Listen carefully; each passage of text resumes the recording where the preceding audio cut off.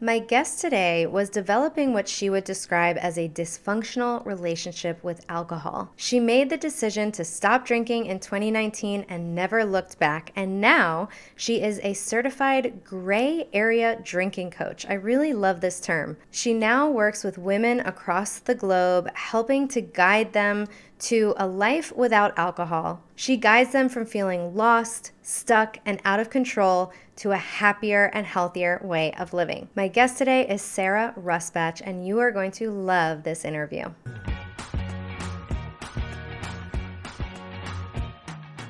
Hey everyone, welcome back to the Unlock the Sugar Shackles podcast. Thank you so much for being here. I'm so excited to bring on my guest today, Sarah Rusbatch, to be the third episode in my little alcohol series that I'm doing on the podcast. First, we had Amanda Kuda. She talked about breaking up with alcohol because you just know it's interfering with your best life, even if you don't feel like you have a problem with it. Last week's episode, I talked about how alcohol impacts our blood sugar, our insulin, metabolism, fat burning, our weight, our appetite, and so much more. And in today's episode, I'm going to be talking more with the people who might find themselves in this gray area where they may not feel like they're full-blown alcoholics, but they may realize that there might be some sort of dysfunctional relationship with alcohol. So Sarah is going to talk to us today about what is gray area drinking. She's going to talk about her story, and we're also going to dive into some other concepts like how come alcohol is the only drug that you have to convince people that you're not doing, or you have to explain why you're not doing. And we're also going to talk about how alcohol specifically impacts women in a different way. So you are going to love this episode. I absolutely love Sarah, her message, and I think she is helping so many women out there, and maybe you'll be the next one who she helps. All right, let's dive into the episode. Hey Sarah, welcome to the Unlock the Sugar Shackles podcast. So happy to have you. Thank you so much for having me. So I was really intrigued by your story and about what you teach. I heard you on my friend Danielle Dame's podcast, and you are a gray area drinking coach. And what is gray area drinking? I was so fascinated by this term. It just immediately hit me it makes you think. So how does someone know if they're falling into this category? Yeah, so it's really good to help to understand that the conversation around alcohol and our use of alcohol has really changed over the last few years. Previously, we've talked about someone as being an alcoholic or a social drinker, right? And we've been very black and white about it. And when we think about an alcoholic, most of us think about someone who wakes up in the morning with trembling hands, needs to have a drink. Perhaps they've lost their home. Maybe they've lost their job. Maybe they've lost their relationship. Maybe they've lost their driving license. It's people who have really reached that end stage use of alcohol, and it's taken over their life. And if we don't fit that category, up until recently, we've kind of gone, well, I'm just therefore a social drinker because I don't drink in the morning and I don't drink perhaps every day, and I'm still high functioning and I still have a job and raise a family and do all the things. So therefore I'm okay. But then inside we're kind of going, but I know I'm not okay because I know I drink too much, and I know I'm using alcohol as a crutch in some way, but I don't describe myself as an alcoholic. So therefore, what am I? And that's where grey area drinking comes in. It can be quite useful to think about it on a scale of 1 to 10. So I think this just really helps people to set the scene. If a 1 is someone who doesn't drink, or perhaps has a glass of champagne once a year at a wedding, and that's kind of their alcohol use. And a 10 is someone who, what we've described as someone who's physically addicted to alcohol to the point where they would need to have medical support to withdraw from alcohol, because we have to remember that alcohol is one of only 3 substances that the human body can die from withdrawal from. If we've got a 1 and a 10 there, and if grey area drinking is in the middle. So I would say about a 4 to a 7, a 4 to an 8 on that scale. Yeah, that is so helpful. I do remember that scale from listening to your episode with Danielle, and the numbers are really helpful to see, okay, yeah, you don't have to have this physical dependence on something for it to be impacting your life in a negative way, for you to say, oh, my life may look better without this substance. So what was your experience like? Were you a gray area drinker? Like, what brought you to thinking about this concept and making this change in your life? Yeah. So I was a classic grey area drinker. So all my life I'd been a fairly big drinker. Like for me growing up, alcohol was very prevalent in my house as a child. My parents were very sociable. They always had these dinner parties. I grew up initially in my first years were in Scotland. So there would just be all these men in kilts laughing raucously, drinking whiskey and just stumbling around my house. And I would kind of like, little 7, 8-year-old Sarah was looking at these adults who were just laughing all the time and kind of going, oh my God, alcohol is how adults have fun. So I think from a very young age for me, alcohol was modeled as something that adults did to unwind, to socialize, to have fun. So, of course, it made sense to me that as soon as I reached the age where that I would be able to do that I would do it. It was never a question of whether or not I would. It was just a rite of passage. And by this point, I lived in the north of England. I started drinking at 14.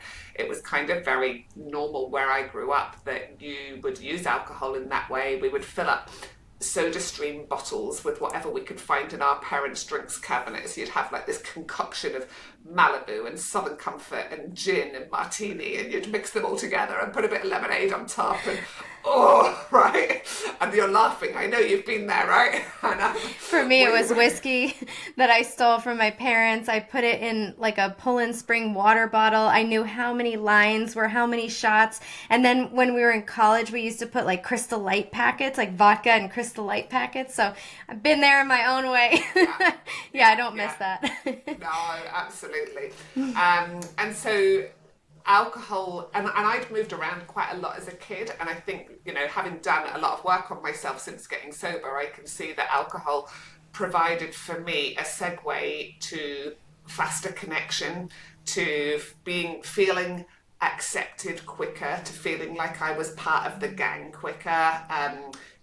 Once you're drinking with someone, the way that you talk, you're my best friend, I love you, and all of this drunken talk that comes out. And for someone that had struggled to fit in, was always the new girl, was always having to, put on an act to get people to like her, alcohol was a very fast way of feeling connected, feeling accepted, feeling like I fitted in. So that just for me became the way that I made friends for a long period of my life. You go to uni and it's all about drinking, and that's how you create friendships. My first job, I moved to London.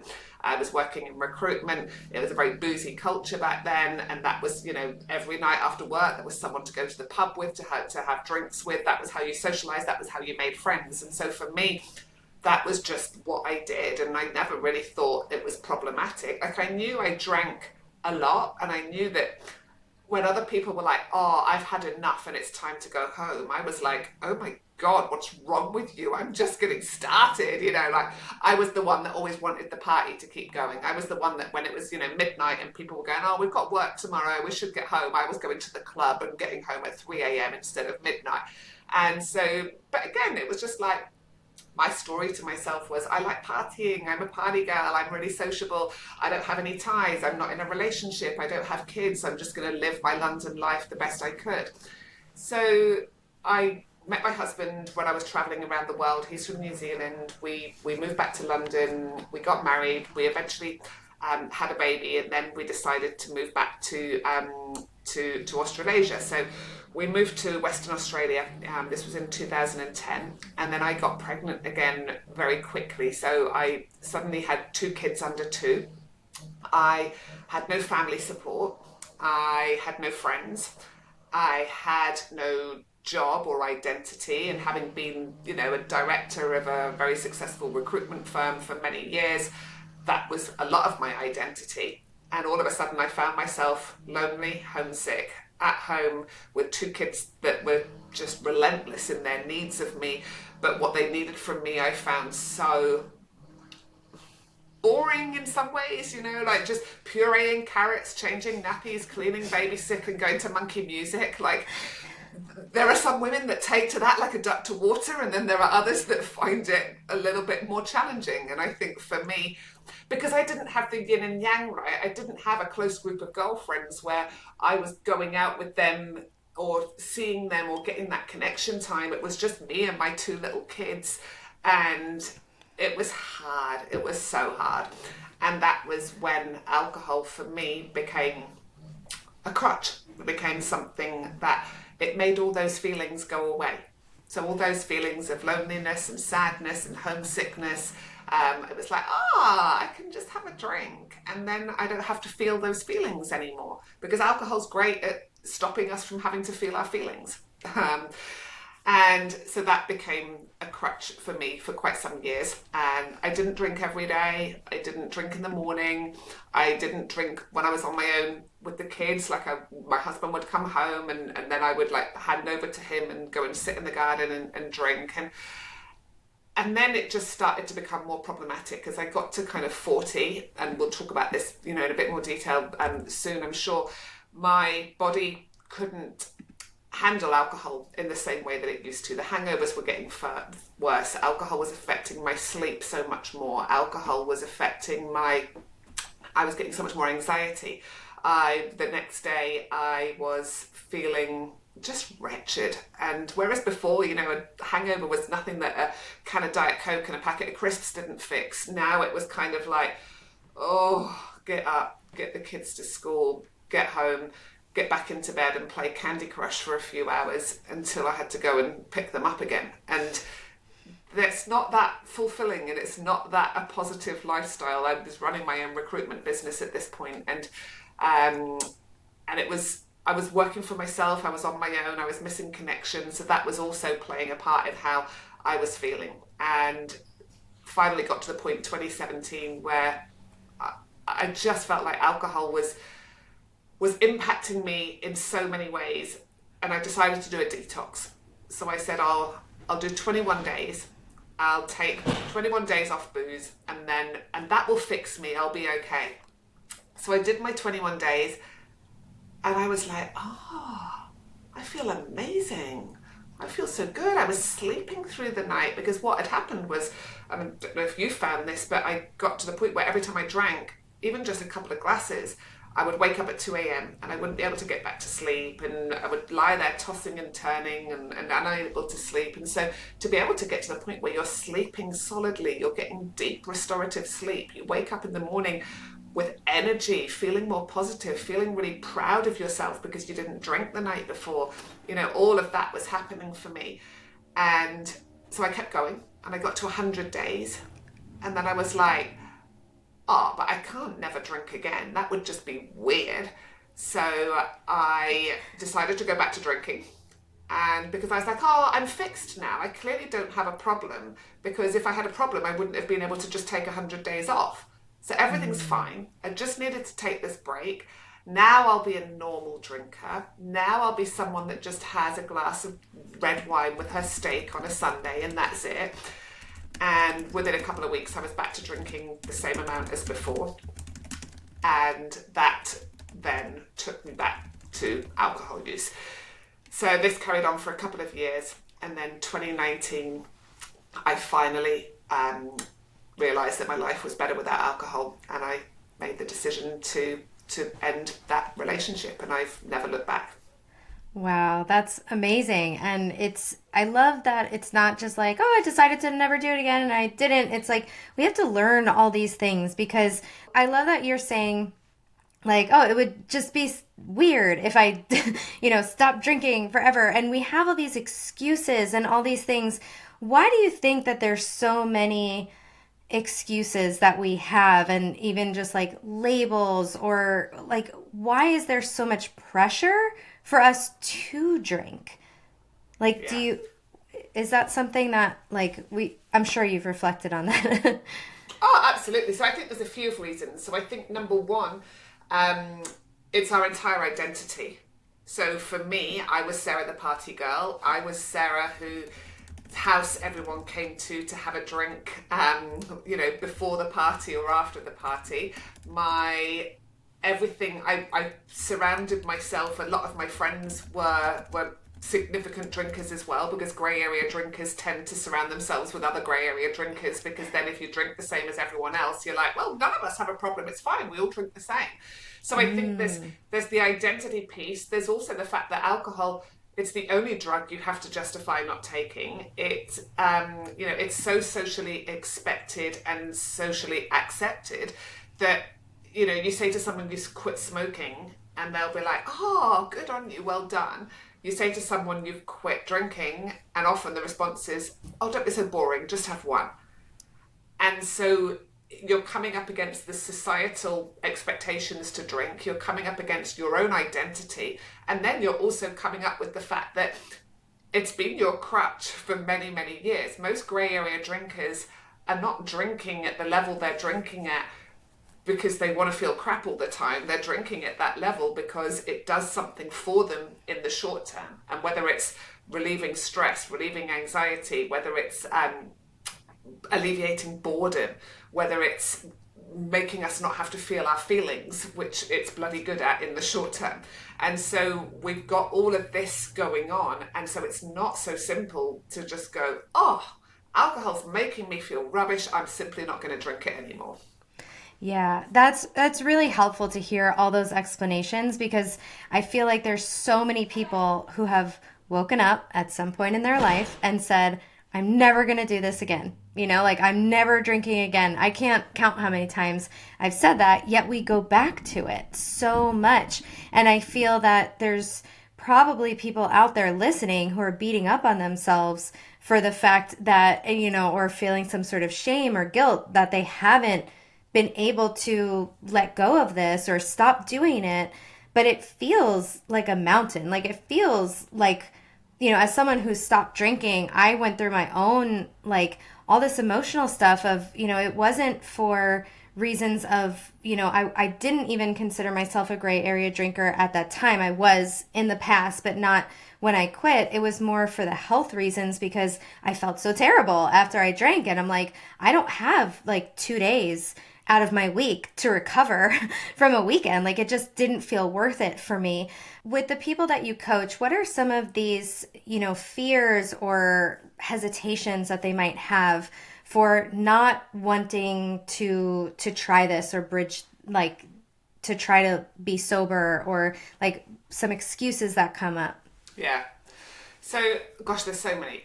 A big one is the social side of things. So we have a belief that we can't have fun without alcohol, because most of the socializing that we do as adults revolves around alcohol, and alcohol gives us a big hit of dopamine and serotonin when we drink. So in the initial moment, it's doing all of that where we're out in a fun environment anyway, catching up with all of our friends. And then we get this hit of dopamine and serotonin. And so our brain goes, oh, this is how you have fun. And so there's a big conception that we can't have fun without alcohol. And a lot of what I teach with the women I work with is how to actually define what fun is and start exploring what we actually can do for fun without alcohol. Because in actual fact, it turns out that getting drunk, repeating yourself, not remembering what you said and did the night before, waking up with a kebab wrapper beside your head or whatever is not that much fun when you're a 47-year-old woman, right? And so it's kind of about redefining, well, what is fun as a woman at the age I am now, because we perhaps haven't explored what that might be. So there's the fun part, there's the societal, the friendship peer pressure. So many of us don't feel like we can, what are we going to do from a friendship perspective? How are we going to spend time with our friends if we aren't drinking? I've certainly have clients whose partners even have said to them, oh, you can't stop drinking. That's what we do together. That's our thing. And so if for me, I met my husband when I was 25, and my opening chat-up line to him was, hey, do you want to come and play my drinking game? So when you've got a marriage and a relationship that's been based on getting drunk together, we had to kind of navigate all of that once I removed alcohol. And the same with friendships. If you have surrounded yourself with people where a lot of your social life revolves around getting drunk together, then it makes you scared that you're going to lose that sense of connection and that sense of belonging. And so sometimes we we stay drinking even when it doesn't serve us anymore because there's a fear that we'll never have fun and that we'll just be really lonely and really disconnected. And so what I do with the women I work with is I coach them around actually those fears are not true, and we can still get a sense of fun, interest, a fulfilling life, a purposeful life, create great connections and actually more authentic connections when we're not drinking. I love that. Those are such helpful answers. And you mentioned connection so much in your own story, that you were feeling this lack of connection. And I feel like sugar, alcohol is this false connection. So I went on a solo vacation last 2 summers ago, and I was the whole time I was just like looking for sugar. I'm like, why am I so sugar oriented? Like, I'm a blood sugar specialist, I don't eat sugar that often. And it was crazy that I was like, oh wow, when the connections go away, my body is just looking for something to get all those feelings that I would get. And so now, like, you can replace that with, our phones and alcohol. And so that idea that alcohol is like this false sense of connection. So when I was in my party phase, when I lived in Miami and going out to the clubs and all this, I moved back to New York, and for my going away party in Miami, I didn't really have anybody to invite because I had all these like club friends. And so it was like, oh, I know a ton of people, but I didn't have really deep connections because that's not what the scene was fostering. And so I love that you talked about how we can have such more authentic connections when we're not drinking with alcohol, and how it can really deepen and give us that true sense of connection and belonging that I feel like we're looking for, and we falsely like turn to alcohol to sort of fill that void. Yeah, absolutely. And like when you scream to a stranger, "You're my best friend, I love you," of course you don't. You've only just met them, and you might have told them all your secrets, but it doesn't mean that they're your best friend or that you love them. And actually what I've found is in sobriety, I've created the most deep, authentic connections with people that were already in my life, and also with new people. Yeah. Stopped drinking recently when I was living in Orlando, and I had friends there, and I was starting to find I still love them to death, but I sort of stopped drinking in that time, and I came in front of all those things that you were talking about. Like, am I not fun anymore? I'm the only one who's not drinking. Like, I felt like a little bit disconnected. And then when I really stepped back, I said, I've changed a lot, and maybe these aren't exactly the best fit for me friend wise anymore. And there was a big grieving process in that. And it was really hard for me to accept, because I still love these people dearly. But I do feel that, like, now I moved to Austin, and I don't know, of all my friends, I don't think they drink. Like, I'm friends with Amanda Kuda, who just wrote a book about not drinking, and my friend Molly, and she doesn't really drink. And so it's really nice to be in a new community where people don't drink, and you're not the weird one out. And this exists places, and it's starting to come up more. Would you say that it's getting a little bit more popular and more socially accepted? Absolutely, I think it's happening. It's interesting though that alcohol use disorder in women is increasing at an astonishing rate. Like, I think I heard something on the Huberman podcast where he said alcohol use disorder in women has increased by 80% in the last 30 years. Yeah. And I think that is because, I think there's a few reasons for that. So number one, the alcohol companies have got really smart and clever with how to target alcohol directly to women. And there's evidence out there that they have specifically and directly been doing this. I read something the other day that talked about the Instagrammability of pink drinks, and why pink drinks look so great on Instagram, and why there's been such a surge in sparkling rosé and rosés and pink gins and all things like this, because they can look so great. And just things like that. And then the second thing is that we've got women of our generation, middle-aged women now, are juggling more than any other generation at this age in terms of working, plus raising kids, plus looking after elderly parents, plus often quite isolated, doing it on their own. They're often doing the lion's share of what's happening at home. We've got the fallout of COVID, where the lines between work and home life are blurred, and your boss thinks nothing of texting or phoning you at 8 o'clock on a Sunday night. And women are, their nervous systems are so dysregulated, and they are feeling so incredibly overwhelmed. And alcohol in the short term relieves that. It doesn't in the long term, but our brain is looking for a quick solution.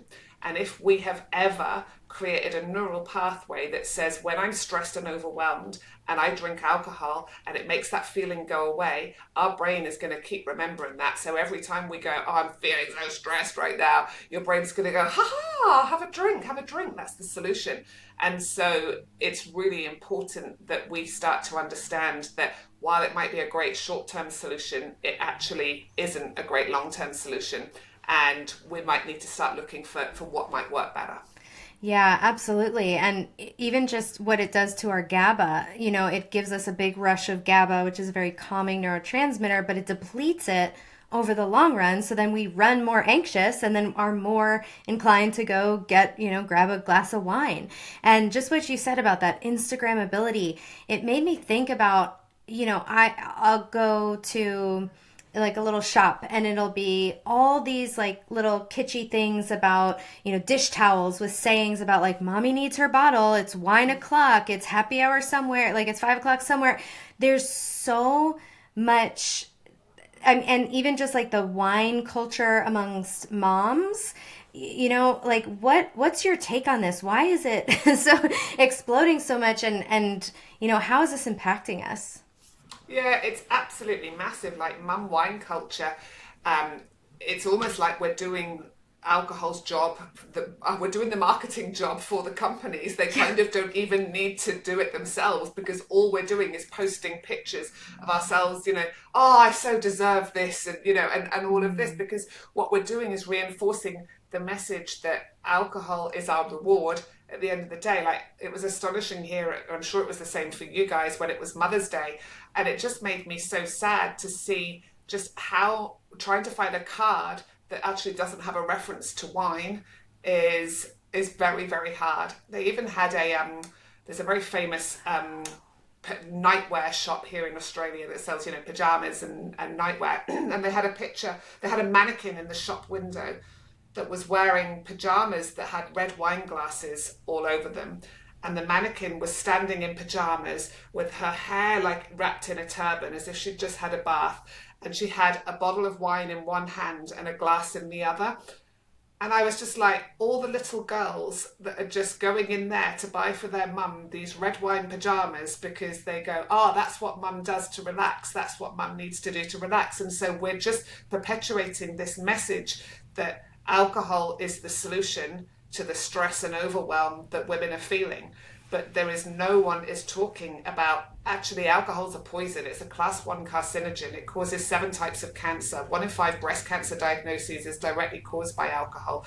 That no one is talking about that. All we're doing is celebrating it as if it's something that adds massively to our lives. And you don't see pictures of women with their heads down the toilet throwing their guts up after a big night drinking. You don't see pictures of the women that are so anxious and overwhelmed the next day because of the impact of the alcohol that they can't even get out of bed. That we're just painting this picture that alcohol is this wonderful, innocent, life-saving reward that all women need to have, and it's simply not true.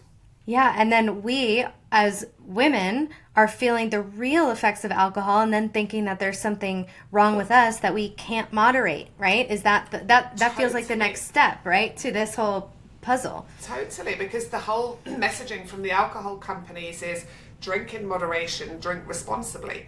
But alcohol, Dr. Professor David Nutt lists alcohol as one of the top 5 most addictive substances in the world. So you've got this substance that's highly addictive, but which the alcohol companies are going, no, you must consume our product, but you must do it, moderately and drink responsibly. And if you can't, shame on you. You've got a problem, therefore you must go to Alcoholics Anonymous, and you must, like, you know, go in there and say to everybody, I'm an alcoholic. And it's like, let's start changing the messaging that you can become very addicted to alcohol very quickly. In fact, if you look at some of the research now, it's showing women become addicted to alcohol faster than men do. And so again, no one is talking about that. Yeah, that is wild. So what about how you talked about how women metabolize alcohol differently? So we are more set up for having health risks. You talked about some of those health risks. I did a whole podcast episode on that. But what are some of these things how does alcohol impact us differently besides the fact that we could get addicted to it more quickly? That's so interesting. I didn't realize that. Yeah, so if you put a woman and a man side by side drinking the same amount of alcohol, more alcohol will enter a woman's bloodstream than a man's. And this is for a couple of reasons. So number one, physiologically, a man's body contains more water, generally speaking, and a woman's body has more body fat because we are designed that way to carry babies, right? So because a man's body has more water, it means more water gets diluted, the alcohol gets diluted quicker than in a woman's body. The second thing is that there's an enzyme called ALDH, alcohol dehydrogenase, and this enzyme breaks down alcohol in the liver and prevents as much of the alcohol entering our bloodstream. And it's when alcohol enters our bloodstream that we get into trouble and we start to become more prone to heart conditions, to strokes, to all of the other diseases and cancers that are at risk with alcohol. So because we have this enzyme ALDH, women actually produce less of this enzyme. Just fact, women have less enzyme ALDH than men. And as a woman ages, this enzyme reduces even more. So, and that's the case for men as well, but for women it's more complex because our liver also starts to shrink from our late 30s onwards. So again, I didn't know this, we have shrinking livers.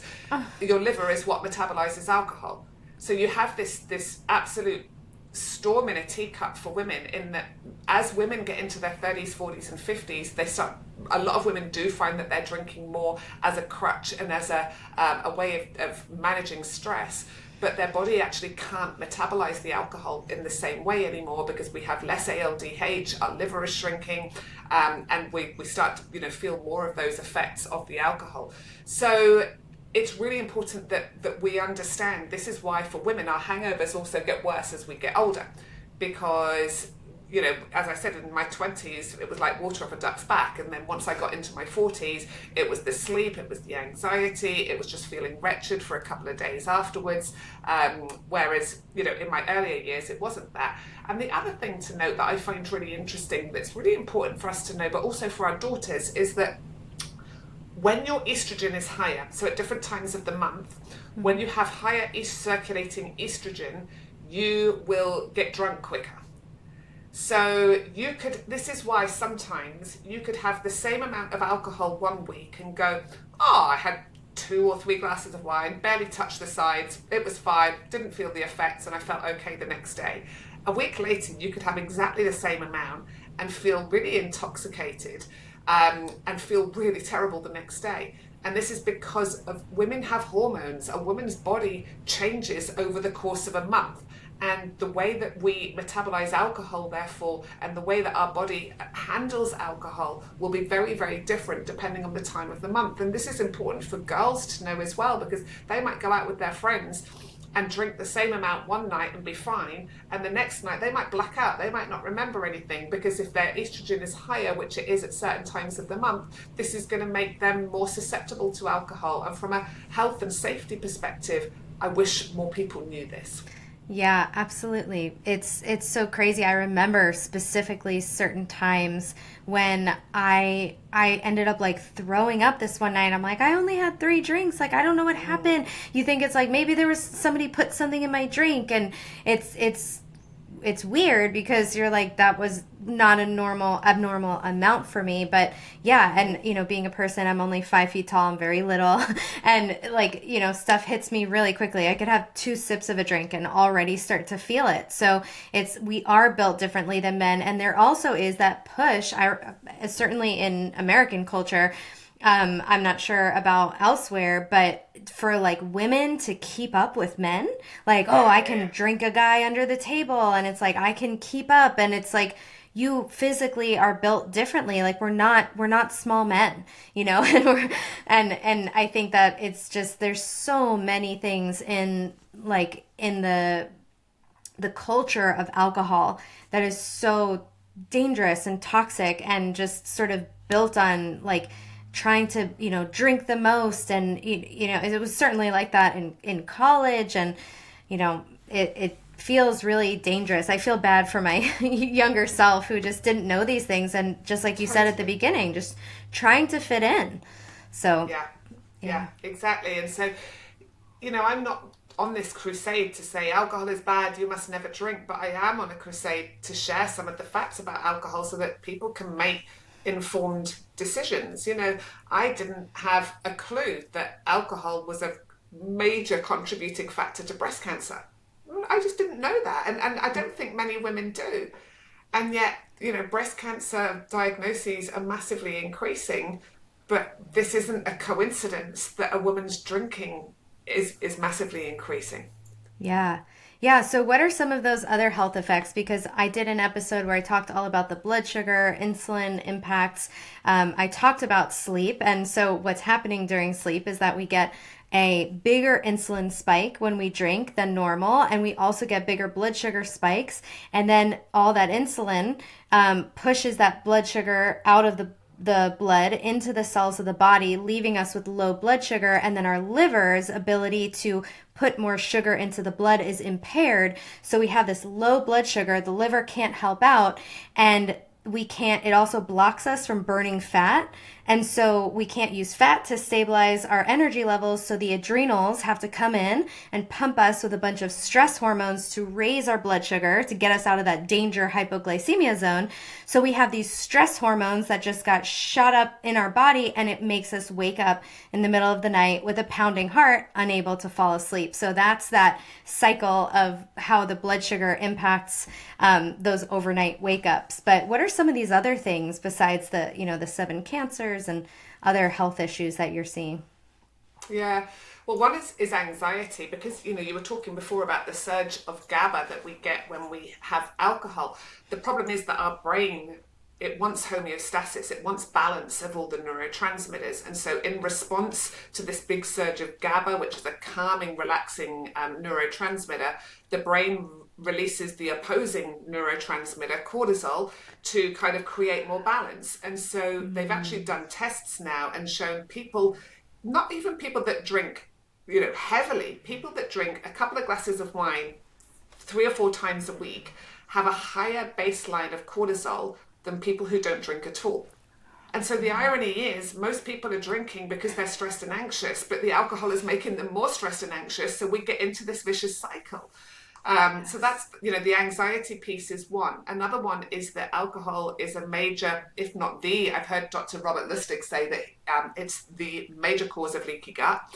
So again, leaky gut will then lead to inflammation and all other kinds of conditions. And also alcohol feeds the parasites in our gut because there's sugar, so it will massively disrupt your gut microbiome. When we've got disrupted gut microbiome, we can't produce enough serotonin. Serotonin is the neurotransmitter hormone that makes us feel a great sense of well-being and contentment and happiness. So again, if we're feeling less content, have a decreased sense of well-being, we're more likely to drink because we feel like crap. And so it's all interlinked. I did an incredible talk with a brain specialist in one of my recent alcohol-free challenges, and she shared that drinking more than 4 times a week, drinking more than 4 glasses a week increases our chance of dementia, and drinking 3 glasses a night actually directly causes a certain type of dementia, which I can't remember the name of because it causes a deficiency in a certain B vitamin. And so like the impact on the brain is absolutely massive. They've also done brain scans that show that regular consistent drinkers in their brain have a lower levels of being open to change. So meaning that people that drink a lot just become very habitual, become very just set in their ways. Like inflexible? Inflexible and very narrow-minded. So less open to change, less open to trying new things, very much. And I know this for myself. When I was drinking, my world was so small. My world revolved around all of the tasks that I had to do and then drinking. And there wasn't much that I considered doing outside of that. Like Huberman talks about addiction as being a gradual narrowing of the things from which you find pleasure. And I find that is so true, because when you become fixated on whatever the thing is that you're addicted to, whether it's alcohol, whether it's cocaine, whether it's social media, whether it's sugar, like whatever that thing might be, we stop finding pleasure from other things and we just become so fixated. You know, the chatter in my head that would constantly be like, oh, I'm not going to drink tonight because if I don't drink tonight, I'll feel fresh tomorrow and then I'll be able to get really drunk tomorrow and I'll really enjoy it because I'm feeling okay today, and then I'll have to make sure that I'm okay. I'm going to have a hangover that day, so I won't plan anything that much, but I could probably drink the day after. Like, there was all of this like planning and chatter that went on in my head that justified my drinking, that planned for my drinking, that scheduled time to get over my drinking. And oh my goodness, the freedom I found when I removed alcohol, just in terms of how my brain just had all this capacity to take on other stuff because it wasn't having to do these constant negotiations around alcohol. Oh my goodness. I had that with sugar and I called it my sugar dragon, but I also recognize it for the alcohol. And I love hearing that, just like how your brain was thinking in these times and the excuses that we came up with, and just like how you find yourself if you're having that chatter. Like you mentioned, the scale, but how else might someone know that they fall into this category? I think you mentioned something about rules for yourself. Like, was that part of that? So there's a few ways that we will know if we fall into that grey area drinking category. So the number one is we make rules around our drinking, but then we often break them. So for me, I had a lot of rules that were, I don't drink Monday, Tuesday, Wednesday. I don't drink before 5 o'clock. I don't drink on my own at home. I don't drink white wine on an empty stomach. I don't drink during the day unless it's Saturday and I'm out somewhere drinking with friends, and yada, yada, yada. But then it would be like, oh, but it's Wednesday and I don't drink on a Wednesday, but I could just have one because I've had a really hard day. So maybe I could just have one or two. And if I don't drink tomorrow, I could just have tomorrow's drinks now and then I won't drink tomorrow. And so I had these rules, but then something would pop up where I wanted to break one. And then I would always find a way that I could justify breaking that rule. And so again, it's the chatter, the constant chatter. And that's another sign that we're in that grey area drinking, because people that don't have a problem with alcohol, they don't have that chatter. They're just kind of like, oh, do I fancy a drink tonight? Yeah, I will have one tonight. And no, I don't fancy it, I won't bother. Whereas people that are in that grey area drinking, it's taking up headspace. We're thinking about drinking. We're justifying our drinking. We might be silently worrying about our drinking, but we're not telling anyone. And for most grey area drinkers, on the outside, it doesn't look like we have a problem. So if you were to turn around to someone and go, I'm worried about my drinking, most often you'd get the response, oh, you don't have a problem, you just drink like everyone else. Because often we don't share the impact that it's having. I didn't tell anyone. I'm riddled with anxiety. I'm waking up at 2 a.m. with really, really awful self-loathing thoughts. I've lost my energy. I've lost my drive. I don't even know who I am anymore. I was just Sarah the party girl. And so we're showing up, but inside I was having these silent questions kind of going around in my head. The other signs that we're in that grey area drinking category, we often drink more than we intend to. So we might be like, I'm just going to have one or two. And then once we start, we find it really hard to stop. Or we might be at that point where we are, we might have Googled, am I an alcoholic? We might be starting to question our relationship with alcohol. We're silently worrying about it. But again, we don't know where to turn because we don't identify as being an alcoholic. We're not someone that drinks in the morning. We're not someone that wakes every day with trembling hands. And so we don't know what we are. And that's why the term grey area drinking is so helpful, because it helps people to go, right, that's what I am. So I did an interview a couple of years ago with a big major online like women's health website. And I talked about grey area drinking, and 8,000 women reached out to me. 8,000 women. And they all said, you've just told my story. Oh my gosh. That's so just powerful. Says it all, doesn't it? Yeah. Wow. It really does. So where does someone like this, if they relate to this gray area drinking, where do they go? What resources are available for someone who is sort of relating to this? So it's really helpful to just start reflecting on how much you're drinking. Why are you drinking? So for most of us, we're using it for a reason. And so is it stress? Like the 3 reasons that I find, I've got a community of 20,000 women, and I ask the question, why do you drink, or why did you drink? And the overarching response was 3 answers, and 3 answers only. And it was boredom, stress, and loneliness. And so we have this generation of women who they're so busy, but they're bored, they're disconnected, they're lonely, and they're stressed and overwhelmed. They have no joy in their lives. They don't do things that are just fun for them. They give so much of themselves to others. They're prioritizing everyone else's needs. They don't get that true, deep, authentic connection. They don't feel seen, heard, valued, or appreciated. They're very, very lonely, and they're bored. And alcohol, like the sad thing about alcohol is it makes boring things more interesting.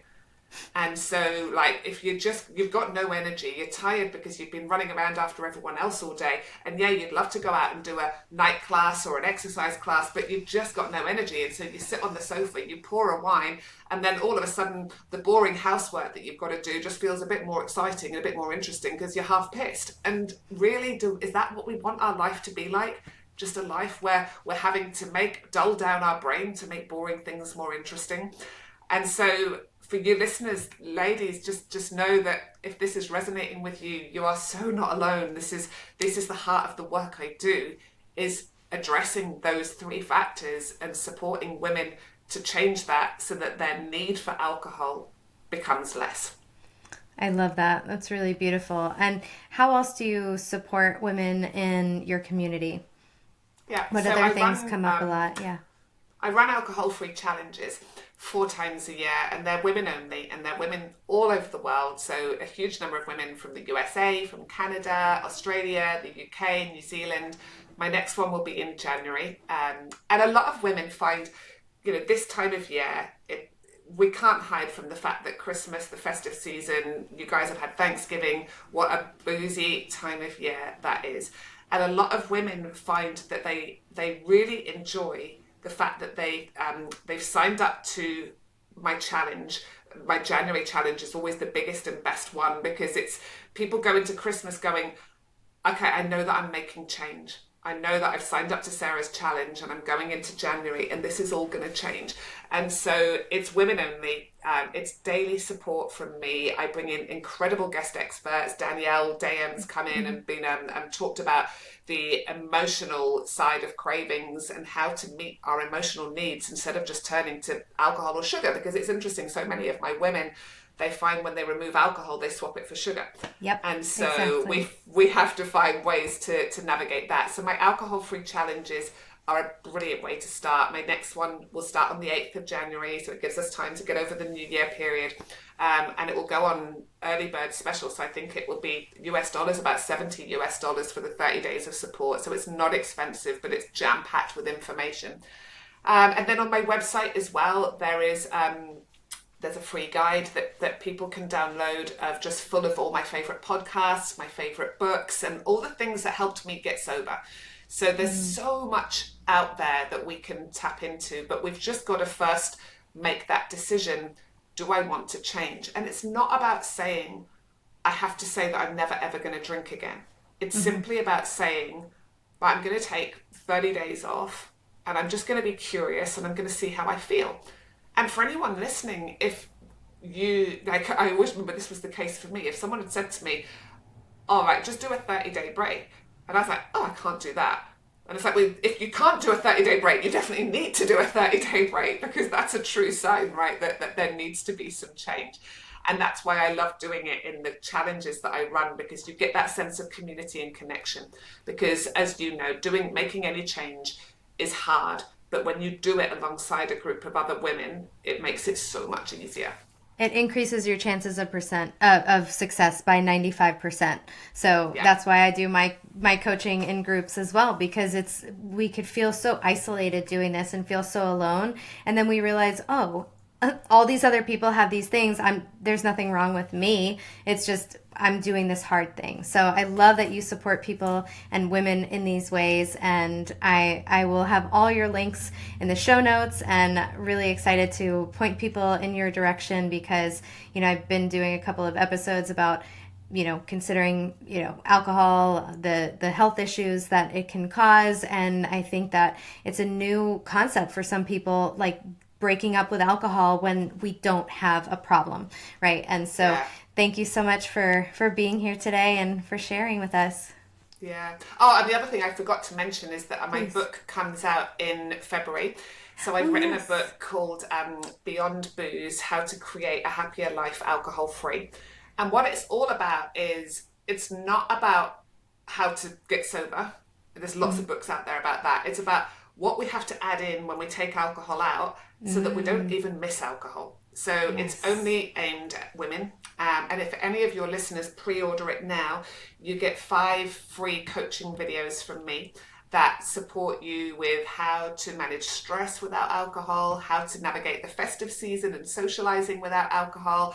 So for anyone that is thinking about reducing or cutting back or anything now, if you pre-order my book now, you will get those 5 free coaching videos, which have got some brilliant tools and tips in them. So I'll send you the link so you can share that with your listeners as well. Yes, I definitely will. I really look forward to helping promote your work, because I've, ever since I heard your interview, I was like, I need to get Sarah on the podcast, because I just love your message, and I've lived so much of it myself. And I think it's a really, really helpful for people, because you don't have to be stumbling, falling down, unable to work to be able to live a life without alcohol. So thank you so much for being here, Sarah. And my message is, you can have a good life and still be drinking, but you can have a great life without it. And that's, you can show up as the best version of yourself when you do that deeper work. And so, thank you so much for having me on. I so appreciate it. And I love everything that you're sharing, Danielle. I think it's wonderful. Yeah, absolutely. Thanks, Sarah, so much.